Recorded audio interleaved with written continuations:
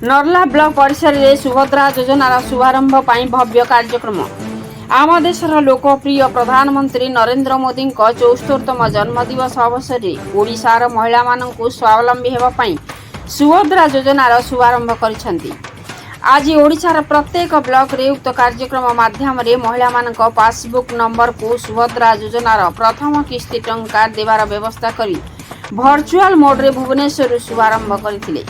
नर्ला video तत्वावधान में आयोजित उक्त कार्यक्रम में नर्ला ब्लॉक विभिन्न स्वयं सहायक गोष्ठीर महिला मानक सहित अंगनवाड़ी कर्मी, आशा कर्मी और शह शह साधारण महिला जोग देथिबा बेले ब्लॉक विभिन्न पदाधिकारी जोग देथिले। सुभद्रा योजनार 5000 टंका बैंक अकाउंट रे पड़िथिबा महिला माने प्रधानमंत्री नरेंद्र मोदी और मुख्यमंत्री मोहन माझी को कृतज्ञता ज्ञापन करिसेंती। नर्लारू जगतराम साहू सह दीपक ठाकुर का रिपोर्ट मसीहा न्यूज। आपण मसीहा न्यूज यूट्यूब चैनल को सब्सक्राइब कले कि जदि करना एबे करनियंतु।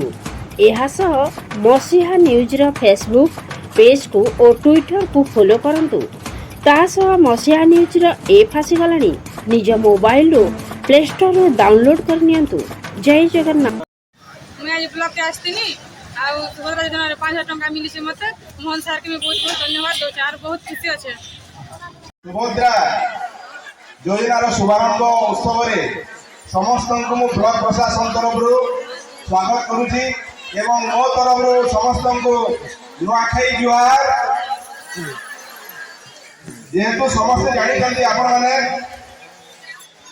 ओडिशा सरकार को जो बहु प्रतीक्षित सुभद्रा योजना आज शुभारंभ करेंगे माननीय प्रधानमंत्री एवं एथिपाई राज्य सारे जो व्यापक प्रस्तुति होती तार अंश विशेष हिसाब से आम ब्लॉक में बहुत खुशी लगी।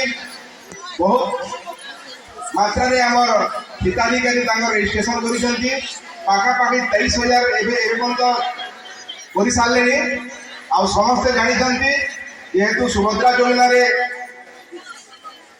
आसंता 5 वर्ष समस्त हिताधिकारी पाखा को 50,000 टंका दीब एवं 10टा इंस्टॉलमेंट दीब किस्ती रे।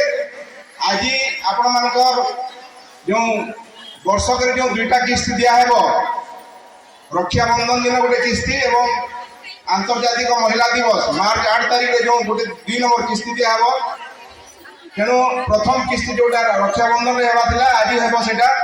तेणु आज यही प्रोग्राम रे समस्ते जोग देइथिबारु समस्त को स्वागत करुच्ची एवं आशा करुच्ची व्यापक स्तर में आम जेहेतु सचेतनता करूँ आम चेष्टा करवा जिते भी आम अच्छा सुभद्रा योजना पे आम रिसीव मनोटे आम एसएचजी मनोटे 5,000 टका पड़े बहुत खुशी आम नरेंद्र मोदी को बहुत धन्यवाद।